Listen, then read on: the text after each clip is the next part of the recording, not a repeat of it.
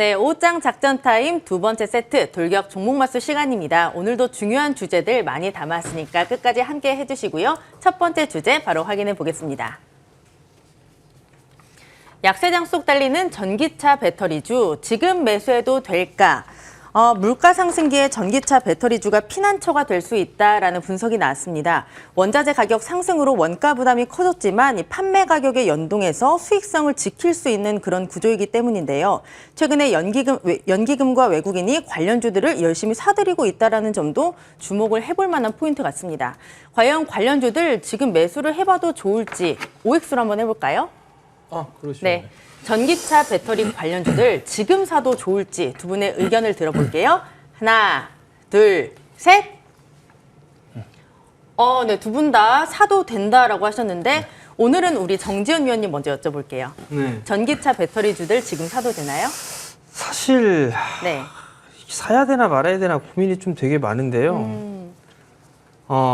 이게 케이스 바이 케이스일 것 같아요. 네. 일단은 너무 많이 올라가 있고 밸류가 좀 높은 뭐 성장을 하는 그런 부분들에 있어서는 의심할 여지가 없는 그런 상황들인데 시장이 불안한 이런 상황이 좀 지속되다 보면 어쩔 수 없이 이들 종목군들이 그나마 제일 안정적인 것 같아요.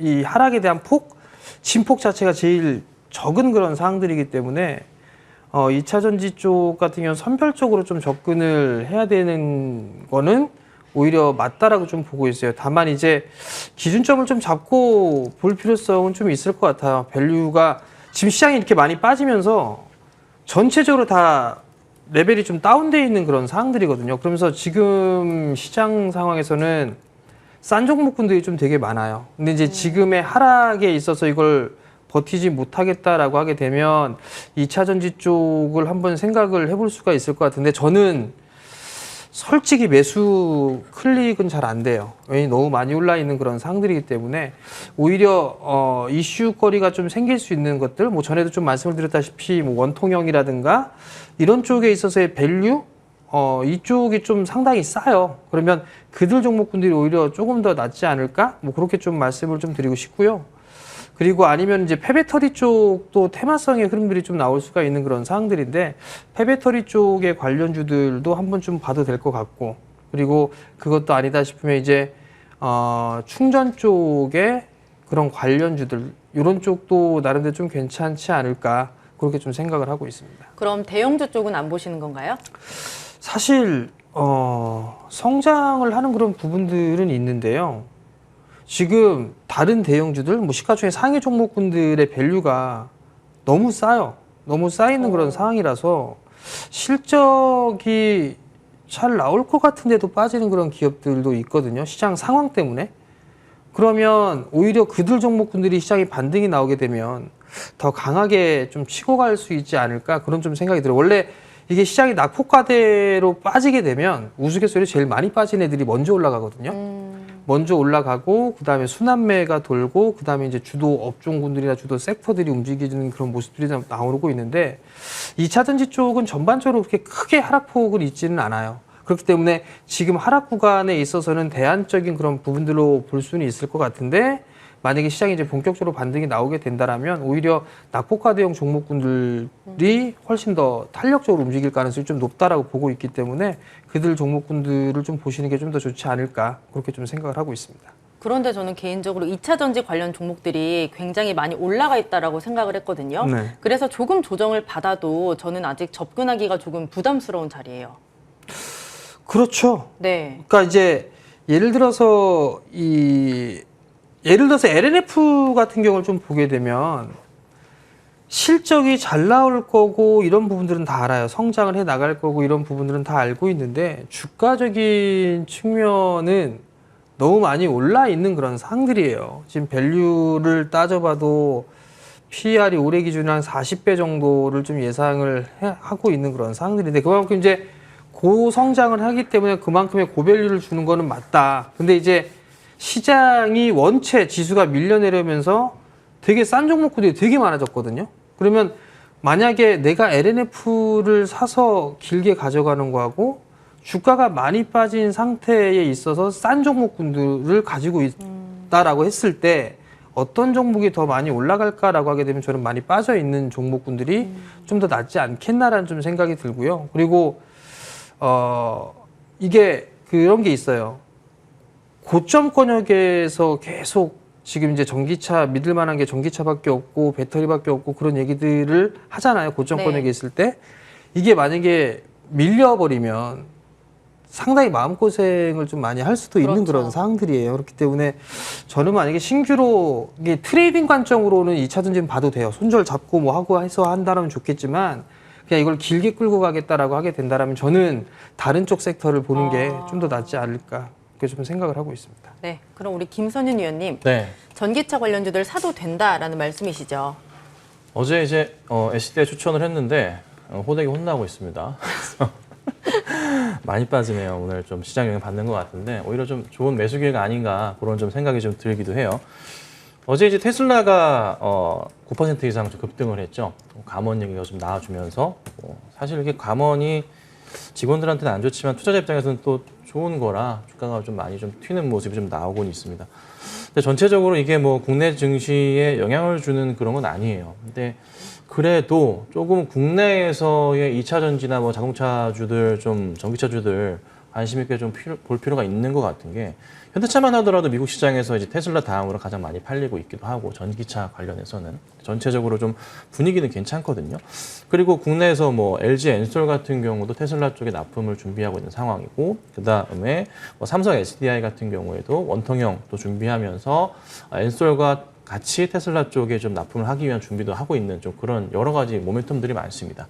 자, 그리고 최근 들어서도 방금 말씀 주셨지만 시장의 하락에도 불구하고 전기차들이 굉장히 좋은 모습을 보여줬어요.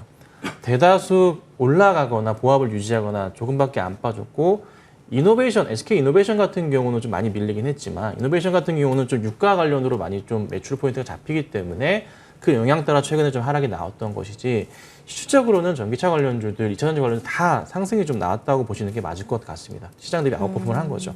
자, 근데 지금 살 것인가에 대한 고민을 해볼 때 그냥 가장 걸림돌을 작용하는 게 결국에는 시장이 이게 회복이 어떻게 잘 나올 것인가에 대한 고민이거든요. 그리고 인플레를 잡기 위해서 금리를 이렇게 너무 빠르게 올려버리게 되면은 결국 이제 소비에 대한 부분이 영향을 줄 수밖에 없어요. 그리고 유가 상황도 지금 보시면 더 올라간다고는 하고 있지만 단기적으로 약간 조금 주춤한 상황이 좀 보이기도 하고 다시 이제 110달러 수준까지 내려온 상황이기도 하잖아요. 그래서 전기차 수요에 대한 부분이 약간 축소되는 느낌이 좀 있습니다. 그러니까 뭔가 좀 차도 그렇지만은 인플레 가속화로 금리를 올려버리면 사실 쉽게 사기 어렵거든요. 뭐 리스비 감당할 수 있을까요? 네, 다들 이제 이자가 붙기 때문에 만만치 않은 좀 상황들이 연출이 되는 것 같습니다. 그래도 좀 보셔야 될 게 전기차 시장 자체에 대한 부분은 수요 공급 비중에서 차지해 봤을 때 공급 부족 자체가 원체 크거든요. 2차 전지에 대해서. 그 공급 부족으로 인해서 2024년 이상까지도 계속 그 부분이 역전 현상이 안 나옵니다. 계속 모질라요. 계속 갈 수밖에 없거든요. 제가 얼마 전에 말씀드렸습니다. 현대자동차 그 매장 가보시면 아이오닉 차 전시차 자체가 전국에 한 대밖에 없다는 그런 기사를 제가 본 기억이 있어요. 그 정도로 지금 뭐 약간 좀 뭐라 그럴까요? 반도체 공급 현상 이런 부분도 약간 좀 스트레스 받고 있긴 하지만 그래도 어찌됐든 계속적으로 좀 지속이 되는 부분들 좀 볼 수가 있겠죠. 그래서 우선 저는 수요가 아직까지는 상당히 조금 공급 대비해서 더 많기 때문에 계속적으로 매출이 올라갈 수밖에 없고 찍는 대로 계속 다 팔린다는 거죠. 그리고 제가 말씀드렸던 반도체 부분에 있어서 하반기가 되면 풀린다고 하잖아요. 하반기부터 해서 공급이 좀 원활할 수 있기 때문에 아마 굉장히 좀 빠르게 전기차들도 좀 풀리지 않을까 생각이 좀 듭니다. 그래서 국내 전기차 괜찮고 그리고 해외 쪽으로도 매출 포인트가 좀 크지 않을까 싶고 또 하나 근데 좀 답답한 건 하나 있는데 뭐냐면 이게 이제 국내 그 전기차 브랜드 중에서 이제 중국의 CALT 배터리를 좀 사용한다는 얘기가 있어요. 그게 좀 약간 우려스럽기는 한데 그래도 해외 쪽으로의 매출 포인트는 크기 때문에 저는 당장에 있어서 실적이 꺾일 이유도 전혀 없고 실적은 원체 좀 2분기 때 잘 나올 거란 말이에요. 그러면 시장이 이렇다고 한들 계속적으로 밀린다면은 분할 매수 하시면서 가야 되지 않을까요? 그래서 이렇게 좀 보고 있다 보시면 될 것 같아요. 2차 전지 관련주 같은 경우에는 미국장의 영향을 굉장히 많이 받잖아요. 뭐 테슬라가 좋으면 그 다음날 우리 시장에 2차 전지 관련주들이 많이 오르는데 저는 오늘 가장 궁금했던 게 시장 이야기인데 미국장이 좋았잖아요. 그런데 우리 시장은 왜 이렇게 빠지는지 좀 궁금해서 이걸 여쭤보고 싶었어요. 우리 정재현 위원님 먼저 여쭤볼게요. 미국장이 이렇게 저도 좋은데 모르겠어요. 저도 솔직히 네. 이게 좀 과격한데 말씀드리기가 개인들 다 죽이고 올라가려고 그러나 뭐 이런 생각이 좀 들었어요. 누가요? 뭐 외국인이 됐든 기관이 됐든 그런 생각이 좀 드는데 이게 신용잔고가 최근에 좀 많이 떨어지긴 했어요. 그래서 20조 초반대까지 이제 아마 내일 정도면 20조가 깨질 것 같기는 한데요. 여전히 좀 신용잔고가 많아요. 근데 이제 오늘 같은 경우도 사실 개인들 투자자들만 매수를 하고 있는 그런 상황들인데 이게 말 그대로 그냥 수급 공백인 것 같아요. 누가 사주는 그 사람들이 없다 보니까 개인이 어쩔 수 없이 그냥 매수를 하는 게 아닌가라는 좀 생각이 들어요. 그러다 보니까 이제 계속적으로 반대 매매에 대한 시장이 출렁거리게 되면 반대 매매에 대한 부분들이 나올 수밖에 없잖아요. 그러다 보니까 담보 부족을 막으려고 오후장에 이제 막판에 이제 매도를 하는 거죠. 그러다가 이제 담보 비율 맞춰놓고 다음 날 또 반등이 나오게 되면 그걸 또 신용을 또 사고 이런 계속 악순환이 계속 반복되는 것 같아요. 그런 반면에 외국인이나 기관 쪽 같은 경우는 매수를 해주지는 않고 있는 그런 상황들이기 때문에 뭐 일단 수급적으로 저는 제일 그게 문제다라고 좀 생각을 하고 있고요. 그리고 가장 큰 문제가 기관이에요, 기관. 연기금은 계속적으로 이제 해외 투자를 늘린다라는 얘기를 하고 있고 국내 주식 비중을 줄인다라는 얘기를 하고 있는 상황이고 네. 정부 쪽에서 지금 아무런 컨트롤을 해주지 않고 있는 그런 상황이죠. 특히나 이제 환율이 지금 신고가예요. 1295원대. 네, 연고점 네, 경신했죠. 1295원 70전에 좀 거래가 되고 있는 그런 상황들인데 코로나 때 그 고점을 넘어서 버렸단 말이에요. 그러다 보니까 외국인 입장에서는 환차손을 입을 수밖에 없으니까 굳이 지금 자리 때 매수를 할 이유도 없는 그런 상황들이고 그러면 방어를 해주려고 하게 된다면 뭐 연기금이라든가 아니면 정부 쪽에서 나서서 뭐 얘기를 해주든가 이런 부분들이 있어야 되는데 전혀 없어요. 통화사업 얘기 계속 하고 있는데 통화사업 해야 되는데 이것도 안 하고 있는 그런 상황이란 말이에요. 말만 뭐 통화사업에 뭐 버금가만 뭐 그런 얘기들만 하고 있지만 뭔가 현실적으로 얘기가 나와줘야 되는데 전혀 없어요. 그렇다고 해서 외환보유고로 산다? 이것도 못해요. 왜냐하면 무역수지 적자가 계속 나오니까 달러는 계속 적자가 나고 있으니까 그걸 갖다 쓸 수는 없단 말이에요. 그러다 보니까 환율은 계속 높아지니까 안정이 돼야 외국인들이 이제 환율이 좀 안정적이구나 그럼 매수를 해보든가 할 수 있을 건데 그런 게 전혀 없어요. 연기금 나름대로 해외 자산을 늘린다라는 얘기만 하고 있어요. 그럼 정작 우리나라는 누가 지키냐. 개인 투자자들이 열심히 투자를 하고 이런 부분들이 있지만 이들이 계속 매도를 하니까 계속 어쩔 수가 없는 거고 외국인들도 많이 팔았어요. 코로나 금융위기 이전, 금융위기 이후에 외국인 비중이 최저치까지 떨어졌어요. 맞아요. 최저치까지 떨어졌음에도 불구하고 이렇게 계속적으로 매도가 나오고 있다라는 건 제가 봤을 땐 개인 투자자들의 신용 물량을 탈탈 털고 난 다음에 움직이려고 하는 게 아닌가 저는 조금 짜증이 나고 그렇지만 그런 생각이 좀 듭니다. 네, 그럼 우리 김선윤 위원님한테 하나 여쭤보도록 할게요. 저 유튜브 댓글에 보니까 주식 투자의 목표가 원금 회복이 맞는지 여쭤봐달라고 하시는 분이 계세요. 사실 이런 장에서는 원금 회복도 정말 힘들거든요. 그건 아니겠지만. 이게 무슨 말을 드려야 될지 이게 네. 참 어려운 부분인데 지금은 다 이제 뭐 원금 본전 심리밖에 없잖아요. 지금 상황은 누구나 마찬가지고 다들 이제 그 상황인데 본전만 오면 또 정리하려고 하실 거고 본전이 오면 또 바뀌실 거잖아요. 그렇죠? 이제 좀 수익 나는 걸 좀 보시려고 또 하실 건데 우선은 뭐 크게 시장 얘기를 드리면 우리나라 시장이 빠지는 이유는 어저께 제가 잘 말씀을 좀 드렸어요.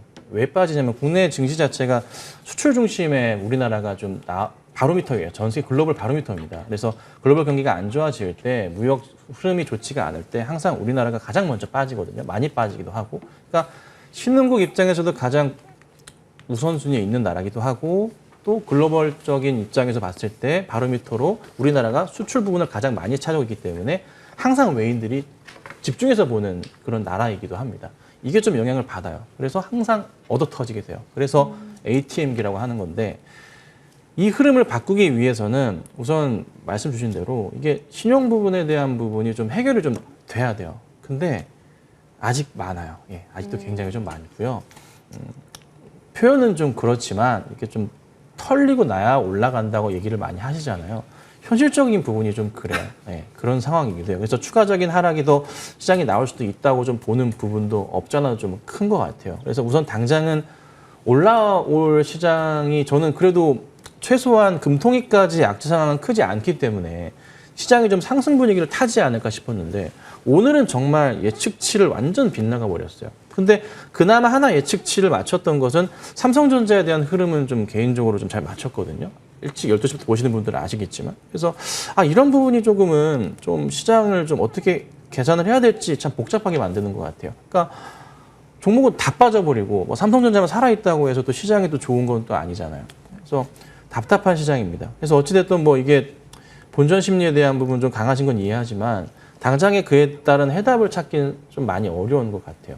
그래도 삼성전자가 어느 정도 바닥을 확인하고 시장 대비해서 그래도 괜찮은 모습을 좀 보이는 모습이 좀 나오고 있으니 보통은 시장이랑 많이 같이 움직였는데 오늘은 좀 많이 다르거든요. 그래서 나오고 있으니 그래도 조금은 안정적인 흐름을 좀 보이지 않을까. 그리고 삼성이 전략회의를 끝내고 본격적인 뭔가 이제 투자의 방안들이나 이런 얘기들을 하나씩 꺼낼 거란 말이에요. 업종 내 전체 종목들마다 하나씩 다 끄집어내면서 발표를 하게 될 텐데 그에 따른 외인들이 다시 시장에 돌아올 수도 있는 부분이라고 봐요. 그래서 저는 사실 금통이 7월 중순에 그다음에 FOMC 7월 말에 있는데 그 전까지 시장이 크게 악재라고 볼 만한 수준은 없거든요. 다만 체크해야 될 거는 인플레가 잡히고 있는지 부분 체크해야겠지만 그 부분이 쉽지는 않다고는 지금 나오고 있긴 하죠. 왜냐?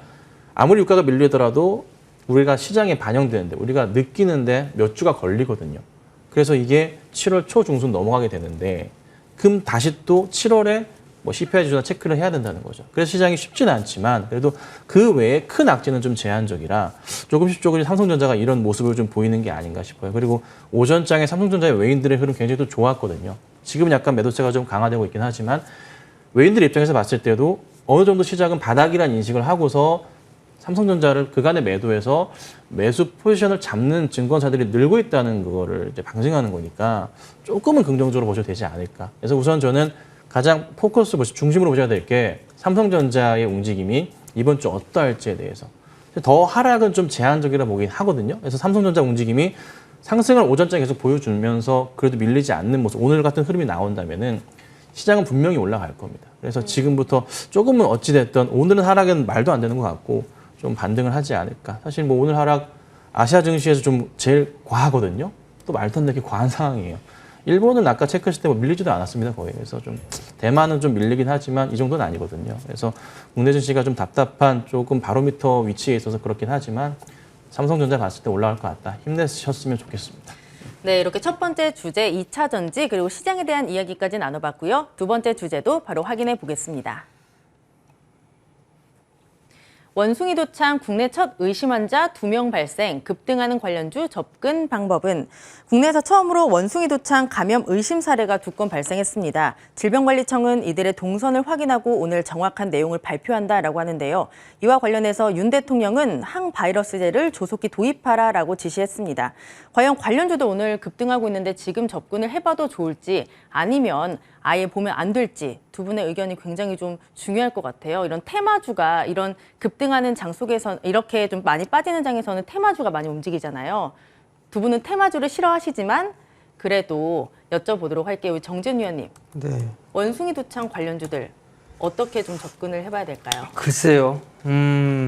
이슈에 의한 부분들인데 사실 원숭이 도창이 막 이렇게 확대되고 할까라는 거를 생각을 해보면 뭐 그렇지는 않을 것 같아요. 그럼 결국은 이게 단기적인 테마성의 흐름이 아닌가라고 좀 생각이 드는데, 그러니까 모든 종목군들은 다 접근을 할 수는 있어요. 다만 이제 내가 단기적으로 봤다라면 손절 가격을 정하고 할 거냐, 아니면 그냥 무작정 수익만 추구를 하면서 할 거냐, 그걸 생각을 해야 돼요. 근데 만약에 손절을 정하고서 들어가겠다라고 하게 된다라면 충분히 할 수가 있겠죠. 근데 이제 무조건적으로 난 수익만을 목적으로 해서 매수를 하겠다라고 하게 된다라면 뭐 대응할 방법이 없는 그런 상황들이기 때문에 그런 투자자분들은 안 하는 게 좋지 않을까라고 좀 보여지고요.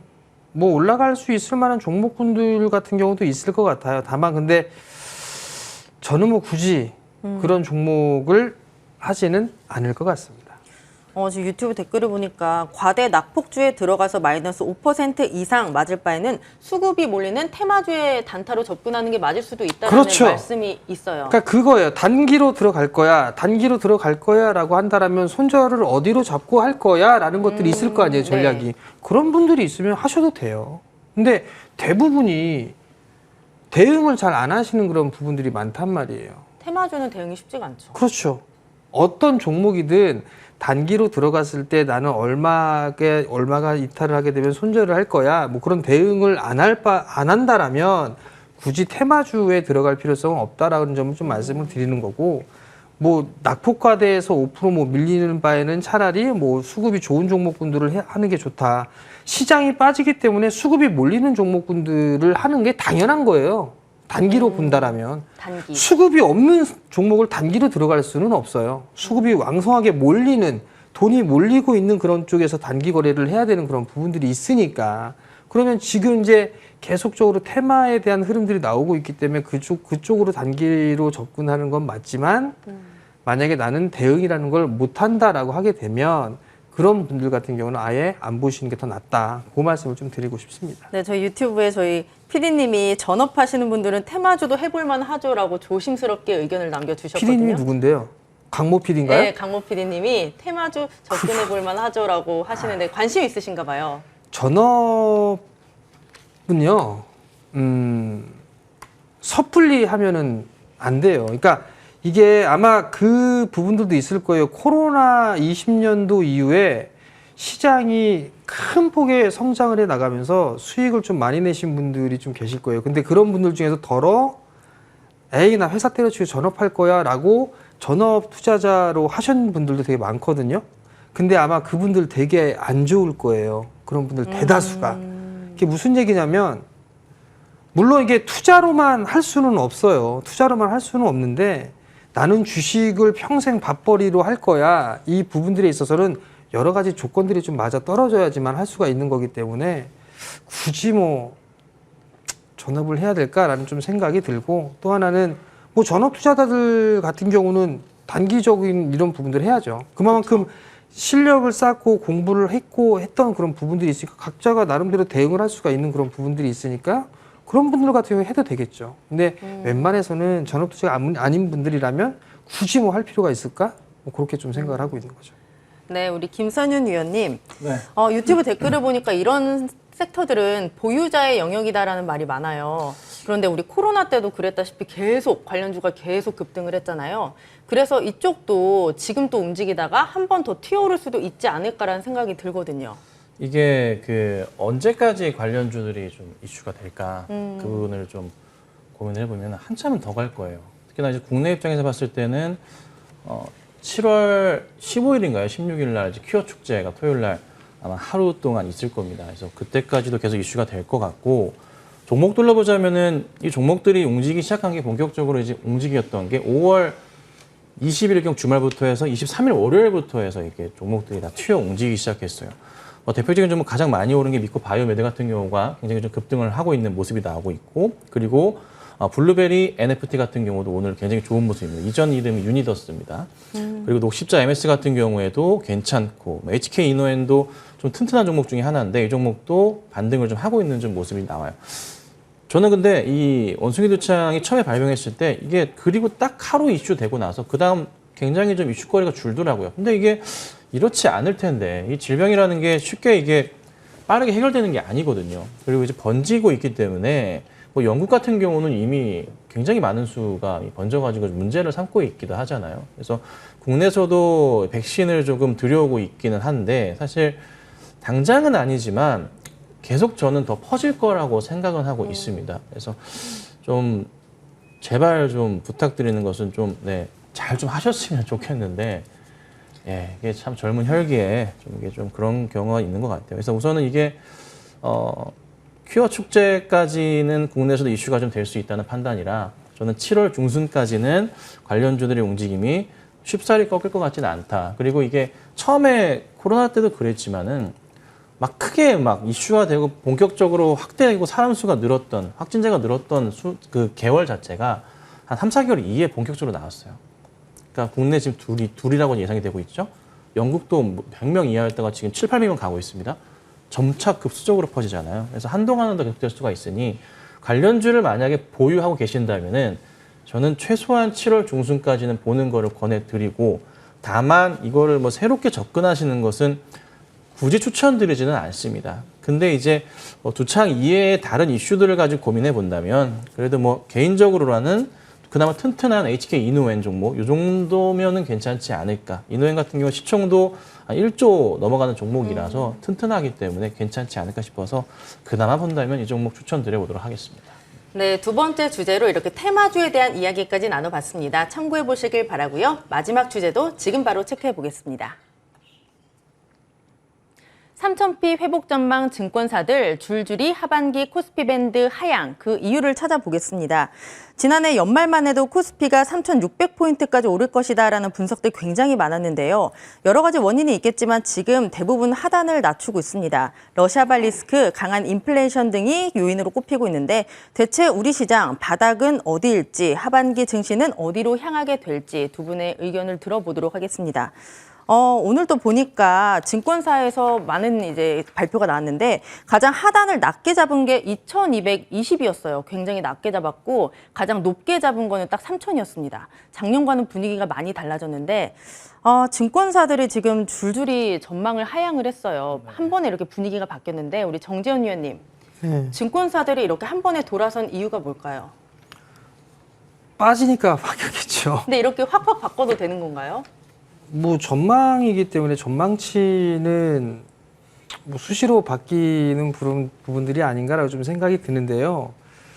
우선 이게 시장이 당초 이제 예상했던 뭐 작년 연말에 올해는 어떨 거야라고 그런 예상치나 전망에 대한 부분들이 계속 이제 차이가 나다 보니까 그 수정 작업을 좀 거치는 그런 모습들이 좀 나와줘야 되고, 그러다 보니까 이게 밴드 범위가 축소가 되고 하향 조정이 좀 되는 부분들이 아닌가라고 좀 생각이 드는데요.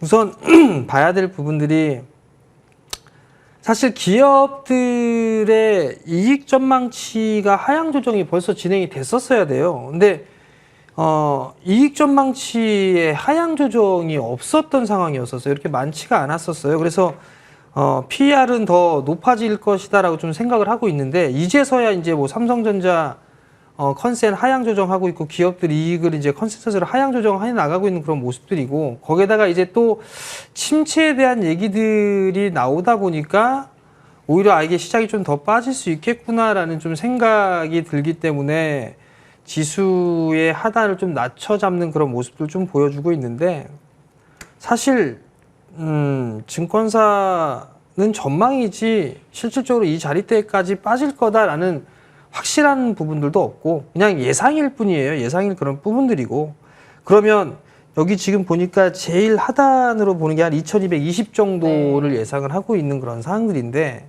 그러면 예를 들어서 그러니까 하단 중에서 제일 높게 지수대를 형성했던 곳이 2500이었고, 그 다음에 제일 하단을 한 게 2220이란 말이에요. 그럼 지금 상황에서 지금 주가가 2360포인트?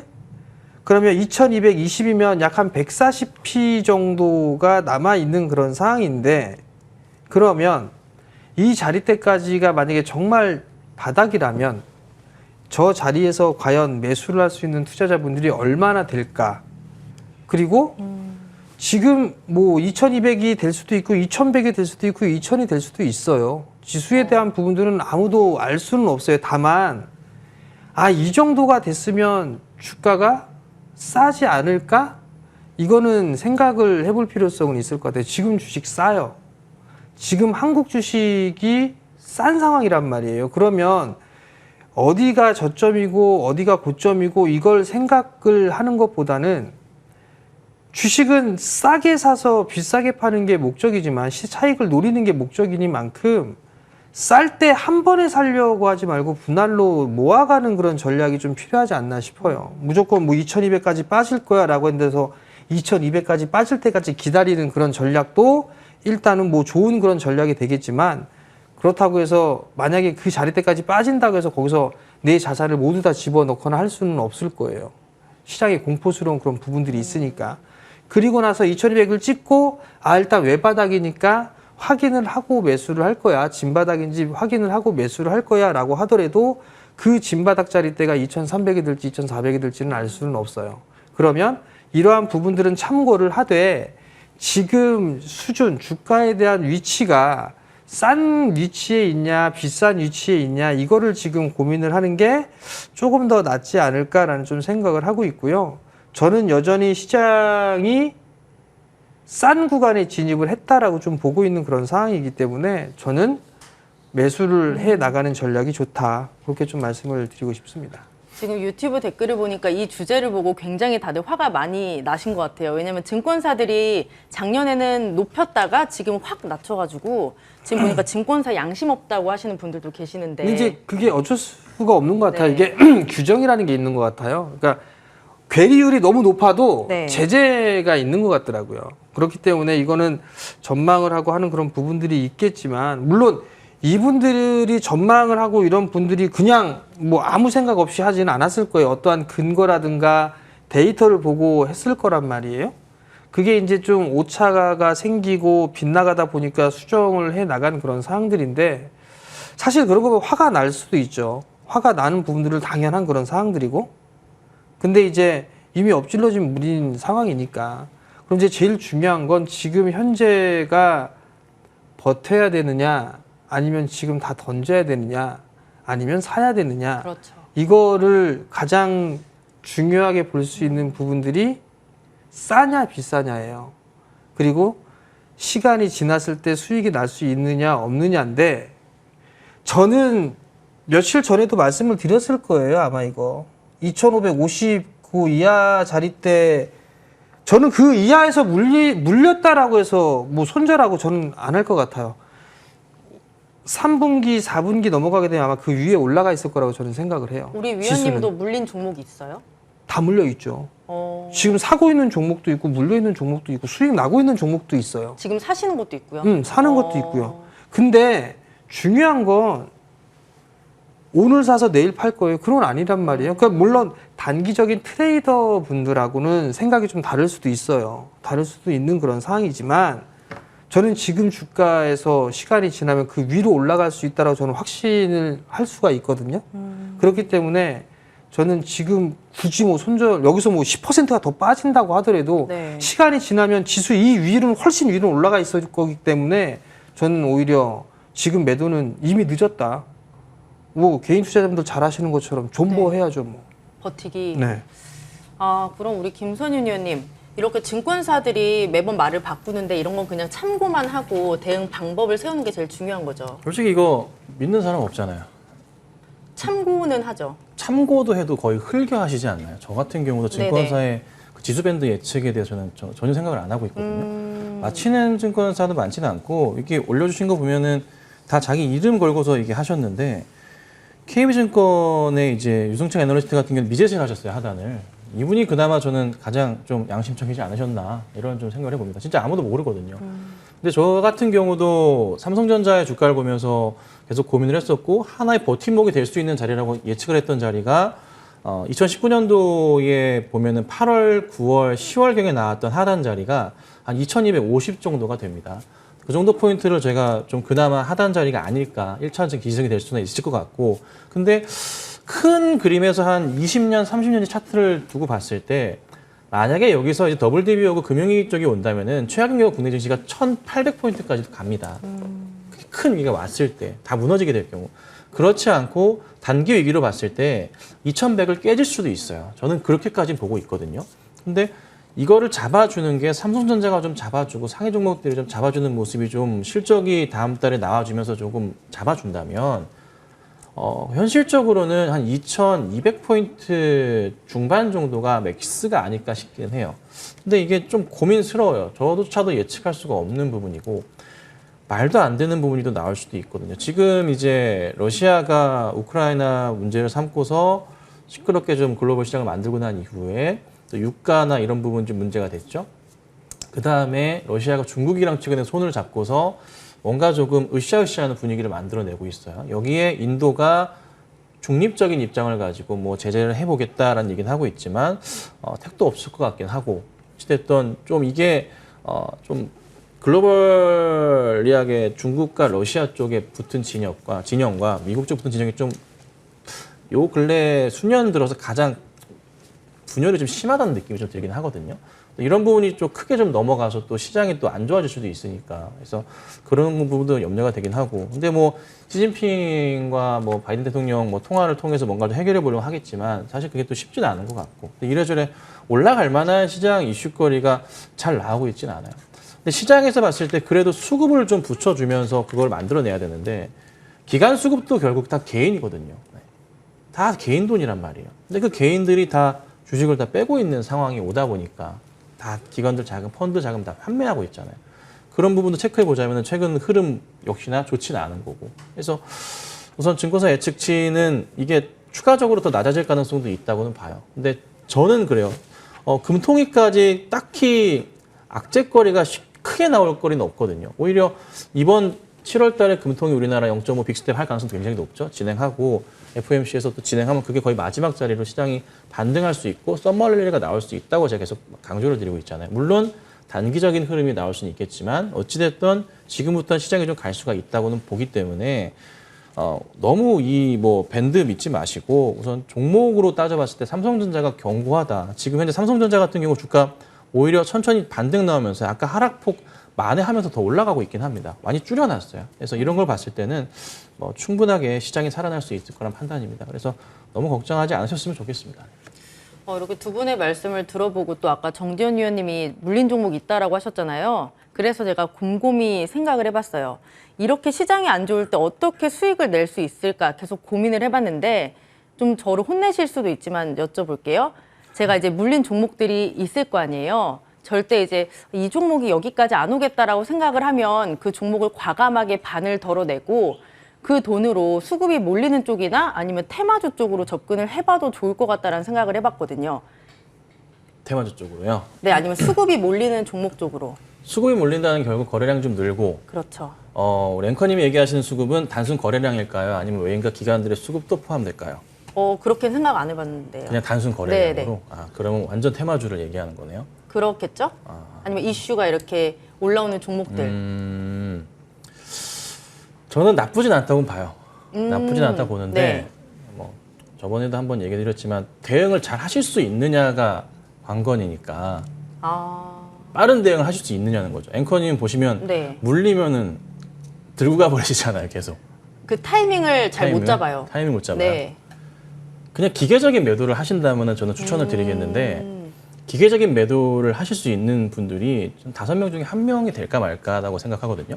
그래서 저도 기계적 매도를 잘 못해요. 네. 저는 그래서 아예 테마주를 성격상 안 하는 게 맞다고 판단을 해서 절대 접근을 안 하는 거고 만약에 이 돈이 내 돈이 아니다는 생각으로 기계적인 접근을 하신다면 저는 해도 된다는 판단이에요. 다만 항상 강조드리는 거 올라가는 첫날 사셔야 되지 둘째 날, 셋째 날 따라 들어가시면은 물릴 가능성이 점차 높아진다는 거. 그래서 이것만 조금 주의하시면 어떨까? 짧게 좀 말씀드려보겠습니다. 네, 우리 정지현 위원님 네. 어떻게 생각하세요? 물려있는 종목을 팔아서 이제 수급이 몰리는 쪽이나 테마주 쪽으로 접근을 해서 수익을 내는 방법. 글쎄요, 어떻게 보면 그게 현명할 수도 있는 것 같아요. 근데 이제 먼저 내가 가지고 있는 종목을 먼저 파악을 해야 되는 게 낫지 않을까 싶고요. 사실 생각은 내가 요거를 손절을 해서 이 종목을 갈아타서 수익을 이만큼 내면 복구를 할 거야 라는 네. 생각은 다 하고 있는 생각들이에요. 그렇죠. 근데 이제 이거를 테마성의 종목군들로 만약에 이걸 해서 빨리빨리 해서 복구를 해야지 라고 했을 때 과연 무조건적으로 성공을 할 수 있을까? 이 부분들을 생각해 보면 오히려 실패할 확률이 전 더 높다고 봐요. 왜냐하면 종목군들 한번 봐보세요. 곡물주들이나 이런 거 한번 봐보세요. 갭 떠 갖고서 쫙 밀었다가 밑에서 다시 또 틀어 올렸다가 시초가에 뛰었다가 이 부분들 변동성이 좀 상당히 큰데 그 부분들에 있어서 이거를 할 수가 있을까? 저는 좀 힘들지 않을까라고 좀 생각을 하고 있고요. 두 번째는 저는 이제 테마주 이 원자재 쪽에 있어서 인플레 관련주들이라고 다 묶어서 보고 있는데 지금 시장에서는 이게 시장 상황이 안 좋아서 외국인이나 기관이 매도를 하고 있고 이게 지금 침체에 대한 이런 얘기들이 나오면서 지금 시장이 빠지고 있으니까 대안적인 부분들로 인플레 관련주들이 움직이는데 이거는 이제 조금씩 조심해야 되지 않을까라는 전 개인적으로 생각을 해요. 유가 고점 대비해서 이제 18% 정도 빠졌어요. 네. WTI 기준으로. 곡물도 빠지고 있어요. 원자재 다 빠지고 있단 말이에요, 지금. 알게 모르게 다 빠지고 있어요. 천연가스 저점 깨고 내려갔어요. 유가 마찬가지고 곡물들도 마찬가지예요. 곡물은 어제 같은 경우 밀 가격은 5% 넘게 선물이 빠졌어요. 근데 곡물주들은 계속 움직인단 말이에요. 그러면 기존에 있던 사람들을 다 개인들한테 다시 넘기는 저는 흐름들이 좀 나오지 않을까 싶어요. 그러면 이미 뭔가 이게 인플레에 대한 부분들 때문에 실적이 좋아질 거다. 뭔가 테마성의 흐름들이 나오고 있는데 얘네들이 고점을 치면서 빠지는 모습들이 보이게 되면 얘네들도 빠질 수밖에 없어요. 근데 얘네들이 그렇죠. 버티고 있단 말이에요. 그 버티고 있는 부분들 시장 상황이 안 좋기 때문에 자금이 지금 많이 몰려 있는 그들 쪽에 플레이가 진행이 되는 거고 이 또한 마찬가지로 개인들한테 다 넘기고 갈 거다. 저는 그렇게 생각을 하고 있거든요. 그렇기 때문에 이왕 할 거 만약에 손절 대응을 할 수가 있어요. 그러면 해도 돼요. 근데 만약에 그게 아니라면 저는 그냥 가지고 있는데 실적이 좋은 애들을 갖고 있는 게 훨씬 더 낫다. 그렇게 좀 말씀을 드리고 싶습니다. 네, 진짜 간단하게 딱 하나만 더 여쭤볼게요. 그럼 낙폭 과대 종목은 어떠세요? 테마주 말고 낙폭이 과대한 종목. 낙폭과대 아닌 종목이 어디 있어요 지금? 근데 그 중에서도 좀 괜찮은 종목군들이 있을 거 아니에요? 그러면 삼성전자를 추천드리도록 하겠습니다. 그건 너무 안 움직이잖아요. 어떻게 말씀드리나? 그러면 네, 2차 전지 쪽으로 낙폭 과대인 종목들도 있잖아요. 그 작은 종목들. 작은 거요. 네, 그러니까 뭐 대형주 말고 좀 소형주 단으로 해야 빨리빨리 오를 수 있으니까. 안 돼요, 안 돼요. 안 돼요? 지금은 안 되고. 지금은 안 되고. 지금은 안 되고. 항상 강조드리지만 그런 종목들도 시장이 좀 돌아오는 걸 보고 하셔야 돼요. 그러니까 너무 빨리 잡았다 더 빠질 수도 있으니까 안정되는 거 보고 시장이 전체적으로 좀 살아난다고 얘기를 돌아오면은 그때 하셔도 돼요. 좀 10% 20% 덜 먹으면 어때요? 안전하게 하는 게 나으니까. 네. 네, 그렇게 추천드릴게요. 네. 이렇게 마지막 주제에 대해서 이야기 나눠봤고요. 안전하게 투자를 하셔야 될 것 같습니다. 계속해서 시장 전략 함께 세워보고 싶으시면 문자 샵 0988로 저희 위원님들의 성함 김선윤 혹은 성공 정재훈 입력하시고 보내주시면 함께 하실 수 있는 노란통 링크 전송해 드리고 있습니다. 들어오셔서 시장에 대한 이야기와 이슈들 체크하시면서 대응 방법 찾아보시길 바랍니다. 네, 이 세트는 여기서 마치도록 하고요. 두 분과 여기서 인사 나누도록 하겠습니다. 고맙습니다.